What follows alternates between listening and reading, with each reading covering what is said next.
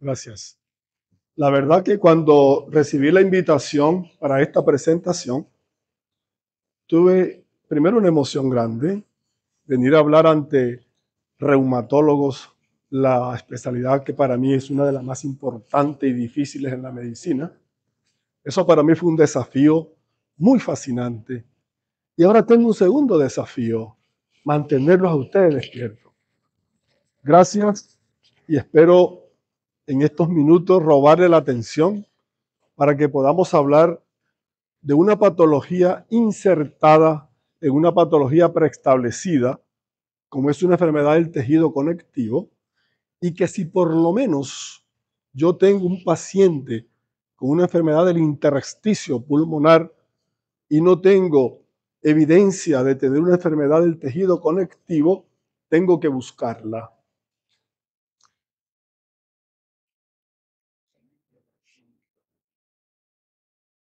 Problemas.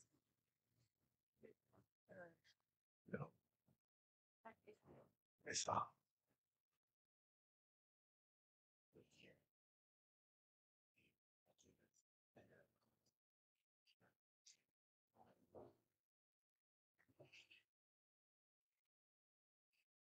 Muy bien.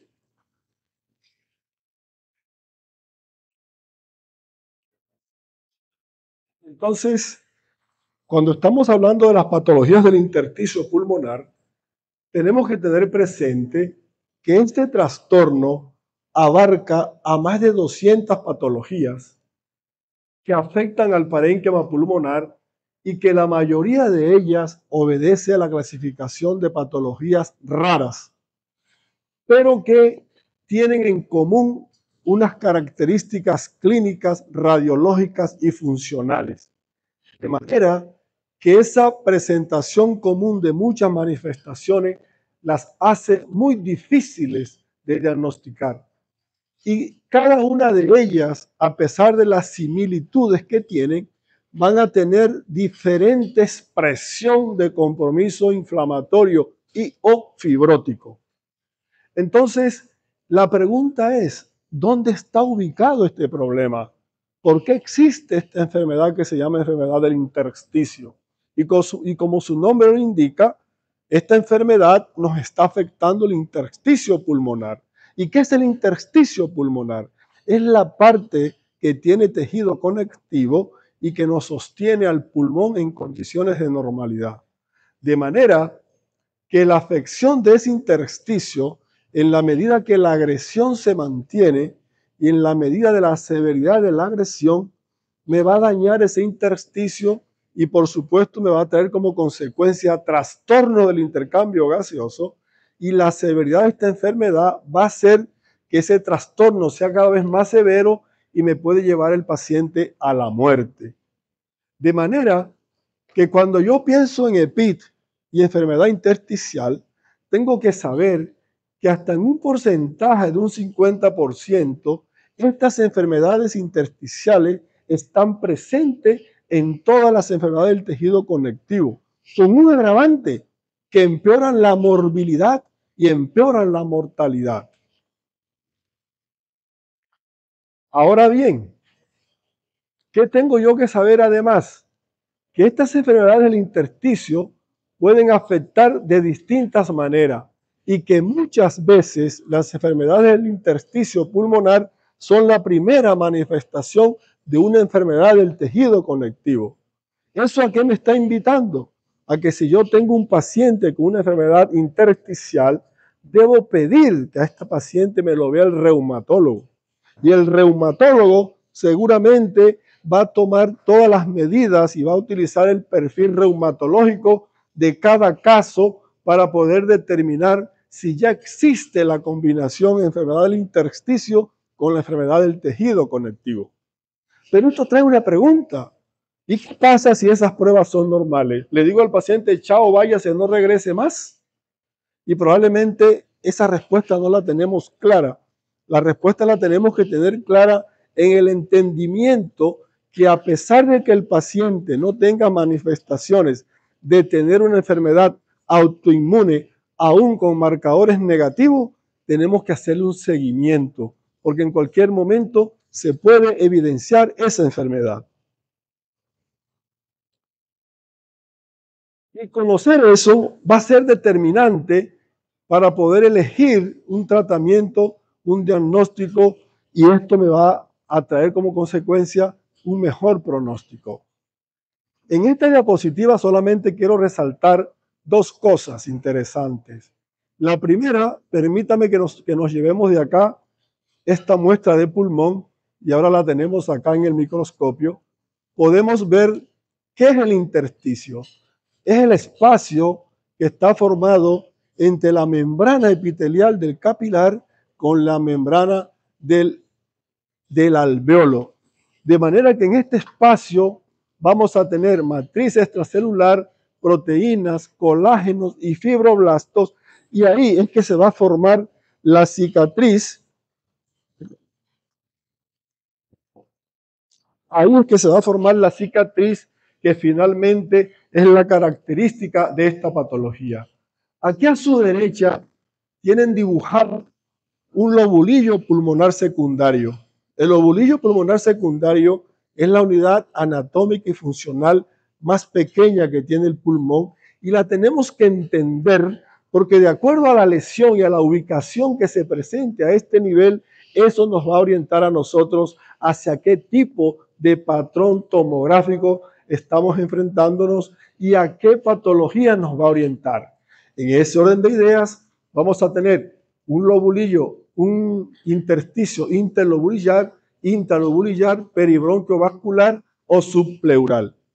Este lobulillo no se ve normalmente ni en la radiografía de tórax ni en la tomografía de tórax. Ahora bien, ¿y por qué el doctor viene a hablarnos acá a nosotros de esto? ¿Qué importancia tiene? Si la vemos numéricamente, nos estamos enfrentando a una patología que la podemos ver en un amplio número de la población, entre un 6.3 y un 76% por cada 100.000 habitantes. Pero que además necesitamos conocer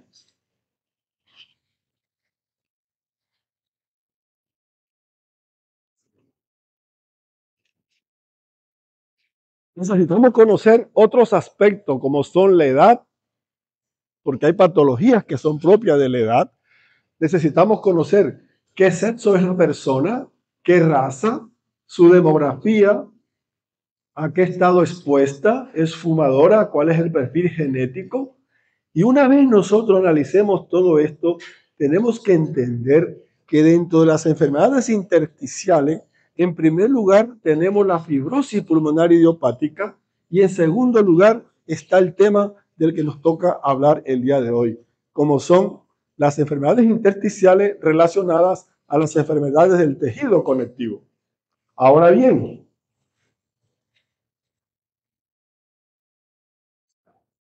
¿cuál es la prevalencia de esas enfermedades en las enfermedades intersticiales?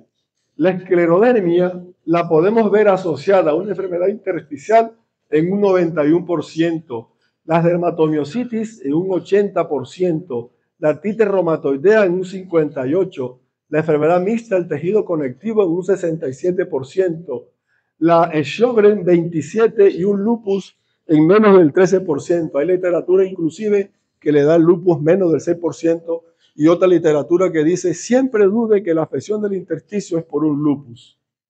Pero todo esto va a depender de los criterios que nosotros utilicemos para clasificar y para evaluar estos pacientes. Fíjense entonces que desde el punto de vista geográfico, miren la variación de todas estas patologías a nivel mundial, en donde la fibrosis pulmonar idiopática sigue siendo la más frecuente, seguida, como acabamos de mostrar, de la enfermedad del tejido conectivo. Ahora bien, ¿por qué ponemos nosotros acá esta imagen de la FPI si nosotros venimos a hablar fue de enfermedad del tejido conectivo relacionada con intersticio? Porque ya tenemos otro problema. Nuestro primer problema es ver cuándo la enfermedad intersticial está asociada a la enfermedad del tejido conectivo.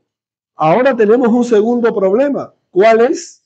Mirar de esas enfermedades intersticiales, cuáles tienen riesgo de progresar y convertirse en lo que se llama fibrosis pulmonar progresiva. ¿Y por qué está la FPI? Porque es la imagen espejo en la que nosotros tenemos que ver estos pacientes, porque estos pacientes se van a comportar como una FPI.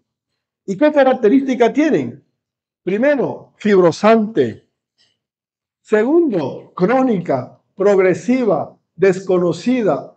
La FPI confinada al pulmón. Su patrón tomográfico es el patrón New. Se ven adultos mayores, mal pronóstico, alta mortalidad. Los pacientes se mueren a los 5 años después del diagnóstico. ¿Qué otra cosa tenemos que mirar? El retraso que hay en el diagnóstico de esta enfermedad de hasta casi 2 años y medio. De manera que siempre que nos enfrentemos a una enfermedad intersticial, tenemos que ver si esa enfermedad es factible o tiene riesgo de convertirse en una fibrosis pulmonar progresiva. ¿Y por qué es importante? Por la mortalidad. Miren ustedes cómo el pronóstico, la sobrevida de una fibrosis pulmonar idiopática es peor que la mayoría de los cánceres. Solamente el cáncer de páncreas y el cáncer de pulmón superan a la FPI en sobrevida, de manera que la mortalidad de la fibrosis pulmonar idiopática es altísima. ¿Cómo vamos nosotros a diagnosticar esta enfermedad? Lo primero, pensar en ella. Si no pensamos en ella, jamás vamos a poder diagnosticarla. ¿Qué es otro aspecto importante? A mí me encanta poner esto. Es un desafío clínico. Y no solamente para el especialista, para cualquier médico. Es un desafío clínico porque no tiene sintomatología específica. Pero los dos signos o síntomas más frecuentes son la disnea y la tos. Unos síntomas que empeoran con el ejercicio. Y además, nosotros tenemos que tener presente que todo esto que está acá demora o enlentece el diagnóstico de la enfermedad porque tenemos un escaso conocimiento de la patología intersticial y más de la fibrosis pulmonar progresiva. Y eso no solamente pasa en el primer nivel, pasa también a nivel hospitalario, a nivel de radiología, de reumatología, de neumología. Porque los médicos tenemos preferencia, a alguien le gusta más una cosa que la otra.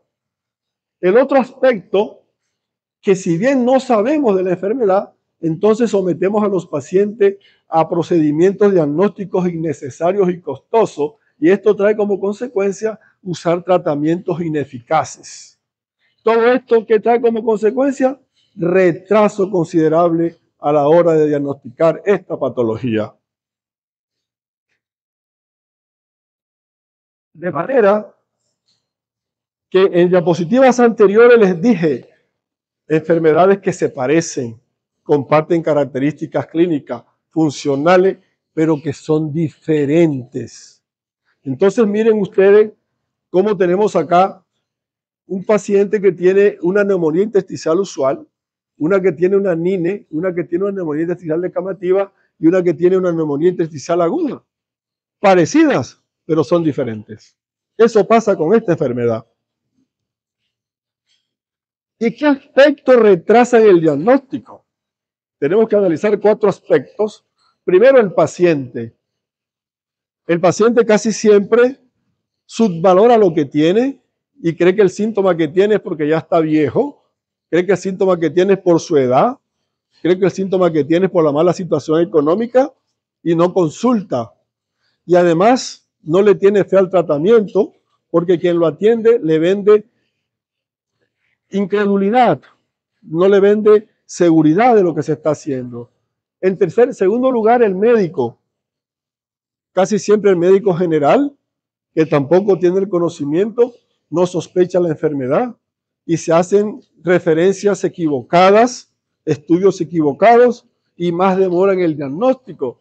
Después las clínicas y hospitales que no tienen equipos médicos para esto, no tienen los estudios, no conocen que existe algo que se llama tomografía de alta resolución, no conocen que existe algo que se llama espirometría, o remitimos al paciente de manera equivocada a otras especialidades, le hacen un montón de estudios, más demoran el diagnóstico.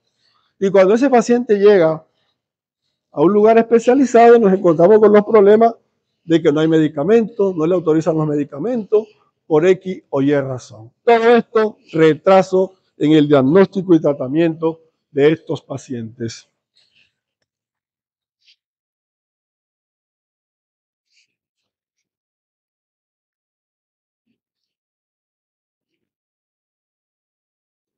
Si yo quiero puntualizar sintomatología, no existe. La sintomatología es completamente inespecífica. Y ese paciente, como dije recién, puede tener tos y dificultad respiratoria y se puede acompañar de algunos síntomas generales. Y además, siempre mire el tiempo de evolución. Tiene días, tiene semanas, tiene meses, tiene años. Y seguidamente a eso, mire la edad. Porque hay personas, la edad, enfermedades propias de la edad. Las fibrosis pulmonares idiopáticas son de gente mayor de 50 años, 65 años. Las enfermedades reumáticas se ven en personas más jóvenes y en mujeres. La FPI se ve más en hombres. Fíjese si su paciente tiene historia familiar de enfermedad del intersticio pulmonar, a que ha estado expuesto a medicamentos, fumador. Fíjese al examen físico, cuántas personas que no son clínicos auscultan a un paciente. Y ahí en la auscultación probablemente vamos a encontrar el diagnóstico con el solo auscultarlo o por lo menos la sugerencia de un diagnóstico.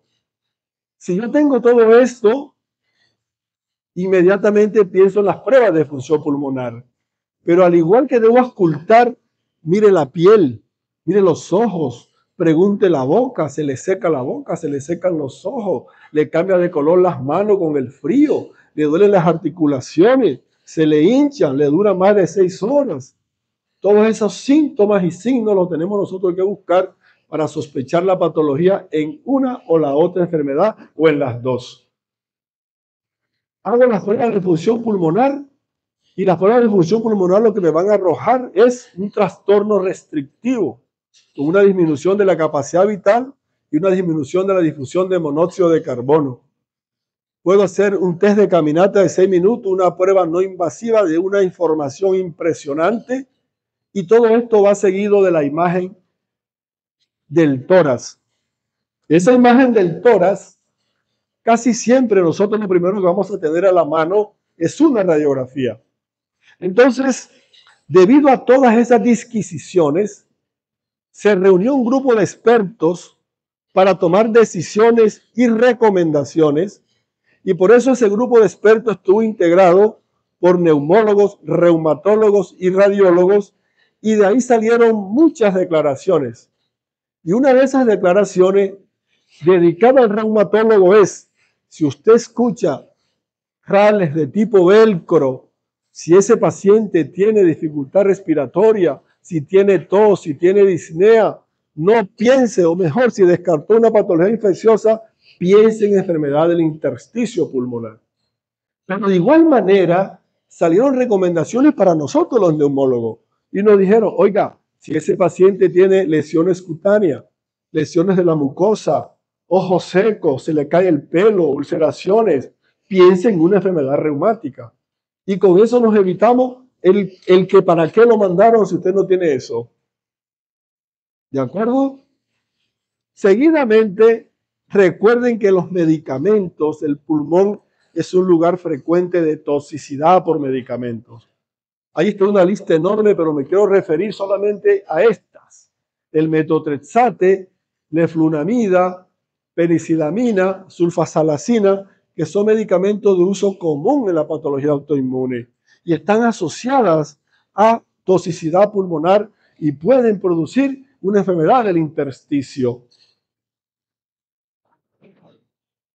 Si usted está pensando y redondeando su diagnóstico, tiene que tener a la mano la lista para los diagnósticos diferenciales. Y esos diagnósticos diferenciales, recuerden lo que les mencioné. Oiga, ¿cuándo empezó eso? ¿Hace días? ¿Hace semanas? ¿Hace meses? ¿Hace años? Y de acuerdo a ello, usted va a pensar si descarta un proceso infeccioso, un daño alveolar difuso, una neumonía eosinofílica, una vasculitis, etc. Lo primero que tenemos siempre a la mano es la radiografía. Ante una radiografía normal o patológica, el paso siguiente es la tomografía axial de alta resolución o cortes fino, que son cortes de 1.5 milímetros. ¿Quién la pide? Cualquier médico. Eso no es exclusivo de nadie. Se me sale de las manos pedir una tomografía. No podemos seguir en eso. Eso trae retraso a nuestro paciente. Y siempre que usted tenga la imagen, piense en dónde están las lesiones. ¿Son superiores? ¿Son medias? ¿Son inferiores? ¿Son periféricas? ¿Son centrales? Una vez vio eso, usted identifíquelas y usted va a decir, tengo opacidades en vidrio esmerilado, tengo panal de abeja, tengo retículo, tengo quiste, tengo panales. Y como siempre va a tener la radiografía, también la radiografía tiene su utilidad. ¿Quién dijo que la radiografía no servía? Claro que sirve. En el 80 a 85% de las radiografías son patológicas en la patología del intersticio, pero no te hacen diagnóstico. Y si usted ve lesiones que están localizadas principalmente en los lóbulos inferiores, tiene que pensar en una enfermedad intersticial asociada al tejido conectivo o una fibrosis pulmonar idiopática. Seguidamente, usted va a organizar un patrón radiológico. Y de pronto, si ustedes se van con este patrón radiológico en la cabeza, me doy por bien servido. Siempre que ustedes tengan una tomografía en la mano, si el radiólogo no les manda el patrón, que sería lo ideal, que el radiólogo le diga un patrón tal, usted trate de organizarlo. ¿Y cómo lo va a organizar? Vamos a mirar. Si mi paciente tiene bronquiectasias, tiene panal y tiene retículo, yo tengo que pensar que ese paciente tiene una fibrosis pulmonar idiopática. Si mi paciente tiene retículo, bronquiectasias, vidrio esmerilado, yo tengo que decir que eso es un patrón de una neumonía intersticial no específica, la ANINE.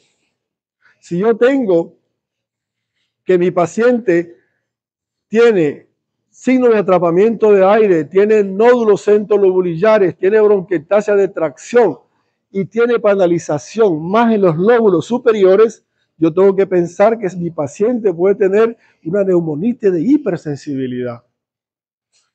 Y si yo veo que mi paciente tiene nódulos preferiblemente perilinfáticos, o sea que están localizados en el intersticio interlobulillar, yo tengo que pensar que mi paciente tiene una sarcoidosis. Entonces, fíjense ustedes cómo el patrón radiológico es vital para nosotros plantearnos un diagnóstico. Y ojalá que nuestros radiólogos, que son muy buenos, nos hagan llegar siempre ese patrón. No basta con decir que hay un daño intersticial. No basta. Eso que acabamos de ver ahora, vamos a verlo en la imagen. Entonces vamos a ver ahora acá, en esta tomografía, en este corte axial, vemos una imagen en vidrio esmerilado. En la siguiente vemos opacidades reticulares. La siguiente vemos cómo se pierde acá la arquitectura, el volumen pulmonar y aparecen retículos, vidrio y bronquiectasias, que acá las vemos mejor. Recuerden que las bronquiectasias de tracción, que son las que se ven en la patología intersticial, no me están diciendo que el bronquio esté enfermo. Ese bronquio está dilatado porque el tejido fibrótico lo está jalando hacia ambos lados. ¿Sí? Entonces por eso se llama bronquiectasias o bronquielectasias de tracción. Y en esta imagen estamos viendo múltiples imágenes quísticas subpleurales localizadas en el lóbulo inferior con retículo grueso, paredes gruesas en múltiples hileras, y ese es un patrón característico del patrón NEU, o sea, neumonía intersticial usual. ¿De acuerdo? Si usted logra esto, ya usted está armando un diagnóstico y allá es que le tenemos que apuntar. Si tiene dudas, porque todas las podemos tener, nadie es dueño de la verdad, Entonces busque cuál es el patrón predominante. ¿Es reticular? ¿Es vidrio esmerilado? ¿Son quistes? ¿Son bronquiectasias? Y eso le va a ayudar al diagnóstico. Nuevamente, retículo. Miren cómo está ese retículo grueso, vidrio esmerilado, panal, nódulos, bronquiectasias. Y no se olviden de, miren, imágenes quísticas múltiples. Y no se olviden de esta imagen que tiene múltiples nódulos extendidos en todo el pulmón. Y eso cuando lo encontremos, no nos podemos olvidar de una señora que se llama tuberculosis, que está por ahí, que no se ha ido.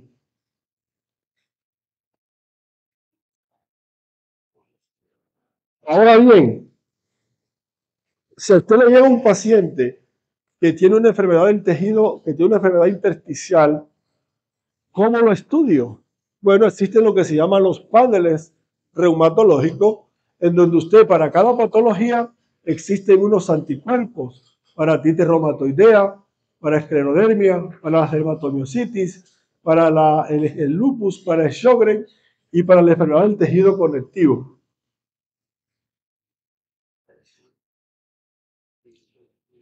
Una vez que usted tiene diagnosticada su enfermedad, tiene que decir, yo tengo un paciente que tiene una enfermedad del tejido conectivo. ¿Quién puede tener una enfermedad del tejido intersticial? Cualquiera. No nos olvidemos de eso, cualquiera. Pero de ese cualquiera, las condiciones demográficas, clínicas, serológicas, son importantes para decir, esta artritis reumatoidea me va a hacer una enfermedad intersticial. Si es hombre, si es afro, si es mayor de edad, si la enfermedad tiene más de 10 años, si tiene títulos elevados, si es una esclerodermia, lo mismo, de una esclerodermia difusa, de una esclerodermia de años de evolución, es una mujer. Y si usted tiene todas esas cosas, ahora tiene un siguiente problema. Ya usted dijo, tengo una enfermedad intersticial en el contexto de una enfermedad del tejido conectivo.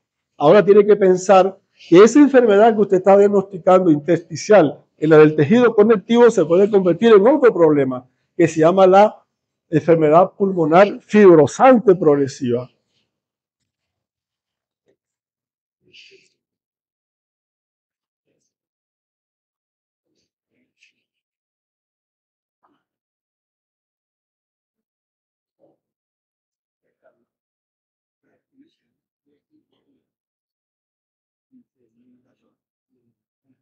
Todas las enfermedades intersticiales afectan el parénquima. Hay unas que afectan el parénquima y otras que hacen daño del tórax no parenquimatoso. Una de esas patologías es el lupus. El lupus da mucho daño pleural, daño vascular. La esclerodermia puede dar tanto daño parenquimatoso como daño extrapulmonar, hipertensión pulmonar, por ejemplo. La artritis reumatoidea puede dar muchas lesiones pulmonares, muchísimas.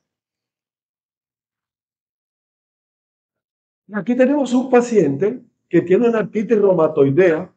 Miren ustedes todas las imágenes panalizadas en los lóbulos inferiores con reticulación periférica inferior y saber que la causa número uno del paciente, la causa de muerte del paciente con artritis reumatoidea casi siempre es cardiovascular. Pero cuando tienen enfermedad intersticial, esta es la causa de muerte en la mayoría de ellos. Y que los pacientes con artritis reumatoidea hasta 9 veces tienen más posibilidad de tener una enfermedad del intersticio que la población general. En el caso de la esclerodermia, recuerden que la esclerodermia es un compromiso limitado y un compromiso difuso. Ambas situaciones pueden afectar el intersticio, pero el limitado te puede dar más hipertensión pulmonar. ¿Y cómo me voy a fijar yo en eso? Cuando tengo la tomografía, miren ustedes que acá tenemos una tomografía del mismo corte axial, pero con distinta ventana, la ventana mediastínica y la ventana pulmonar. ¿Y qué me está mostrando de importante que yo lo puedo ver en mi consultorio? Estoy viendo que el tronco de la arteria pulmonar es más grande que la aorta. Y si los mido, Acá tengo la medida evidente y me va a dar que esa relación arteria pulmonar aorta, que debe ser inferior a 10 milímetros, ahora está más grande. Eso te está mandando un mensaje. Estudia a tu paciente que probablemente tiene una hipertensión arterial pulmonar como una complicación de la enfermedad. Además, el esófago, mis queridos amigos, no se olviden de ver el esófago en la tomografía, porque puede ser una expresión de enfermedad reumática, principalmente la esclerodermia. Y siempre que ustedes vean esta imagen con un panal exuberante, como lo clasifica la literatura, tienen que pensar en que eso es porque hay una enfermedad autoinmune. Y si además ese panal exuberante se acompaña de un esófago grande, es casi como ponerle la firma de que este paciente tiene un estado fibrótico progresivo por una esclerodermia. De manera que con todos estos comentarios tenemos que llegar entonces a ubicarnos, a centrarnos. ¿Qué es lo que realmente está pasando? ¿Qué tiene mi paciente? Y por eso existe esta clasificación publicada el año pasado por ATS que dice cómo se clasifican las afecciones del intersticio pulmonar diferentes a la fibrosis pulmonar idiopática. Y miren ustedes que las primeras siguen siendo las idiopáticas y en segundo lugar están las asociadas a las enfermedades del tejido conectivo, en donde están todas: la titis reumatoidea, la esclerodermia, la enfermedad del tejido conectivo mixto, miositis, Sjögren, vasculitis, lupus y otras. Pero además estamos viendo que en cada box hay un color azul de distinto tamaño. ¿Eso que me está diciendo? Que esas enfermedades, además de ya tener establecida la enfermedad intersticial, pueden progresar y convertirse en una fibrosis pulmonar progresiva. ¿Y se van a comportar igual a quién? Igual a la FPI. Se nos va a morir nuestro paciente si no lo diagnosticamos y si no lo tratamos. Entonces, ¿la fibrosis pulmonar progresiva es una enfermedad? No.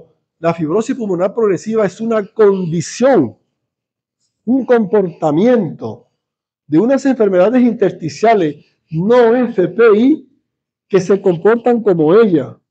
Y nosotros tenemos 3 parámetros para podernos orientar y decir: mi paciente tiene una fibrosis pulmonar progresiva. Ese parámetro inicial es el tiempo. Si en el último año, cómo se viene comportando mi paciente, cómo lo vengo tratando. Pero yo no me voy a esperar un año para tomar la decisión.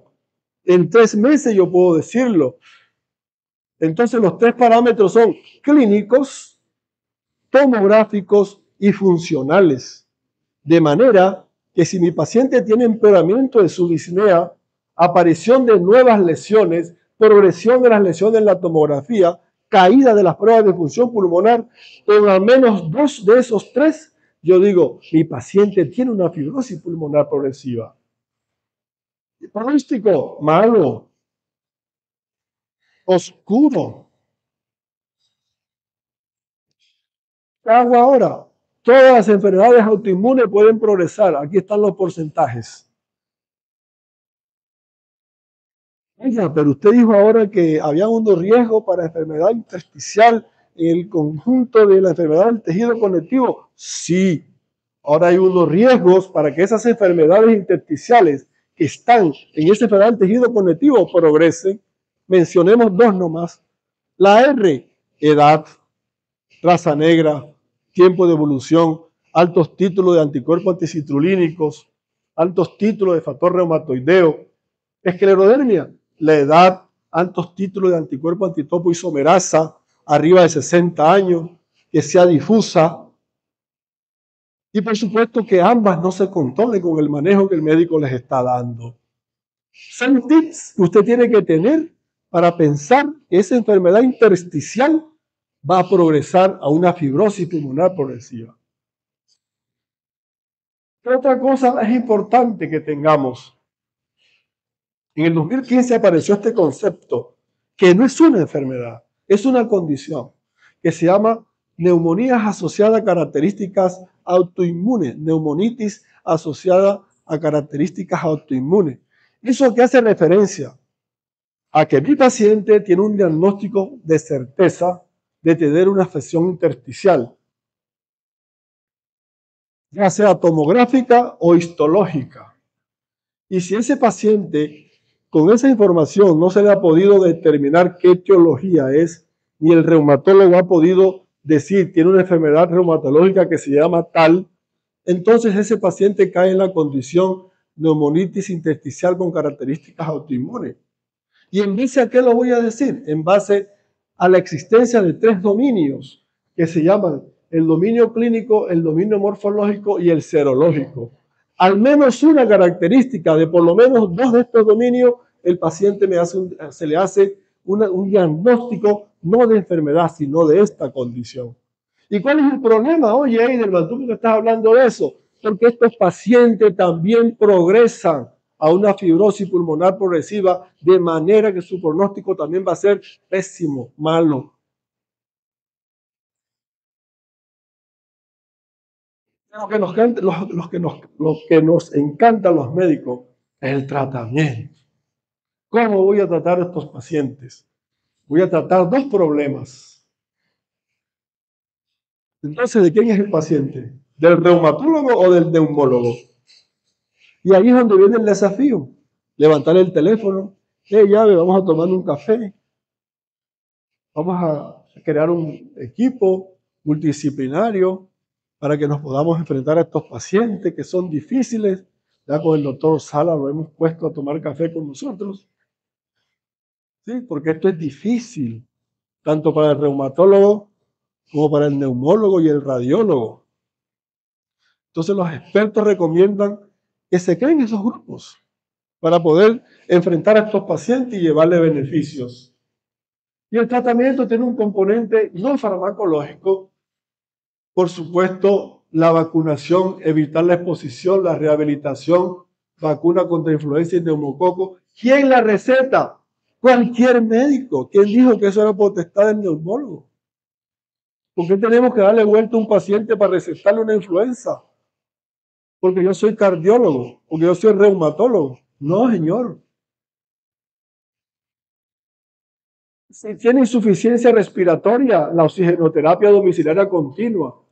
Trate las comorbilidades, el reflujo, la hipertensión, los problemas del sueño. Si este paciente, su evolución es tórpida, mala, con una capacidad vital menor del 40%, una difusión de monóxido de carbono menor del 30%, con disnea, recuerde que el marcador clínico es la disnea, no es la tos. Pero la tos es impresionante de estos pacientes y hay que quitárselas también. Entonces usted dice, definitivamente este paciente se sale de cualquier protocolo de tratamiento, entonces tiene que entrar a lo que se llama manejos paliativos. Pero si tiene lo contrario, un paciente que por su edad, sus características, usted dice, epa, ¿será que le ofrecemos la posibilidad del trasplante? Los pacientes con enfermedad del tejido conectivo, cuando uno lee la literatura, no tengo experiencia, y venir acá a hablar de lo que uno no hace no es bueno, pero lo que he leído es que el resultado de estos post-trasplantes con enfermedad del tejido conectivo es muy similar a los pacientes sin enfermedad del tejido conectivo. Hubo una banderita roja en los pacientes con esclerodermia, que también en literatura dice que los resultados son similares. Los recomiendo tenerlo bien presente porque estos pacientes por la dilatación esofágica hacen mucha microaspiración. El tratamiento no farmacológico no voy yo a detenerme, ni me faltaba que iba yo a hablar de esto acá. Solamente mencionarlo. Son todos los inmunosupresores que existen para distintas enfermedades. Eso que me está diciendo, que si mi paciente tiene una enfermedad intersticial no fibrosante progresiva, el manejo de ella es el manejo de su enfermedad reumática. No tengo que inventar nada. Ahora bien, si mi paciente tiene una enfermedad fibrosante progresiva, en el 2014 salió este medicamento y después salió nintedanib. De manera que si yo digo mi paciente tiene fibrosis pulmonar idiopática, inmediatamente debe recibir un antifibrótico. 150 miligramos cada 12 horas de nintedanib. Tiempo indefinido. Recomendaciones: evalúe las pruebas hepáticas, evalúe un hemograma y lo mismo con pirfenidona. Si su paciente tiene patopatía o tiene afección cutánea, fíjese cuál prefiere ante uno o ante el otro. El nintedanib es el medicamento que tiene más evidencia. No hay evidencia aún de la pirfenidona. Sus estudios no han dado buenos resultados sobre el uso de la pirfenidona en las fibrosis pulmonares progresivas distintas a FPI. El estudio INVIL, pacientes mayores de 18 años que tenían evidencia de tener una enfermedad fibrosante progresiva con estas características funcionales, de estos, un 25% tenía una enfermedad autoinmune. Miren ustedes los resultados. Este es el número total de pacientes no FPI, ojo a eso. Son pacientes que tienen fibrosis pulmonar progresiva distinta a FPI. Y aquí están las enfermedades reumáticas. ¿Y qué pasó con estos pacientes? Al cabo de 52 semanas que recibían el medicamento, miren ustedes, cuando comparamos el brazo de placebo con el nintedanib en toda la población, la caída fue mayor de la FBC en los que recibieron placebo. Una disminución en favor del nintedanib de un 57% al año. Cuando comparamos los pacientes que tenían un patrón fibrótico llamado LAIC con el placebo, 61% disminución de la caída cuando lo comparábamos con nintedanib. Y en el otro grupo, 49%. Esto nos permite decir entonces que si bien no existe un tratamiento curativo para estas dos situaciones, fibrosis pulmonar idiopática y fibrosis pulmonar fibrosante progresiva,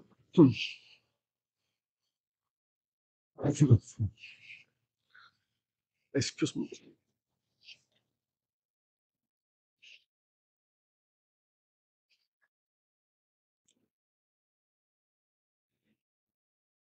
El nintedanib puede enlentecer la caída de esa capacidad vital.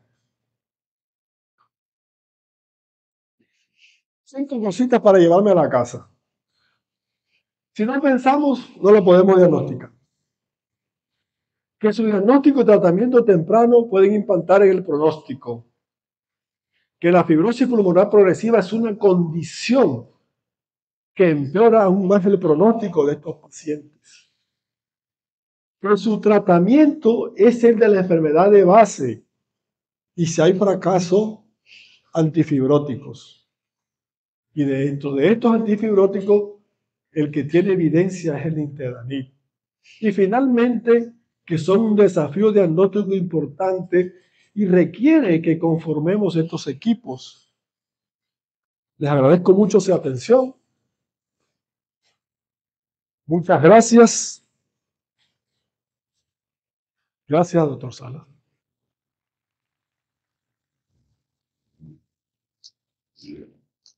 Bueno,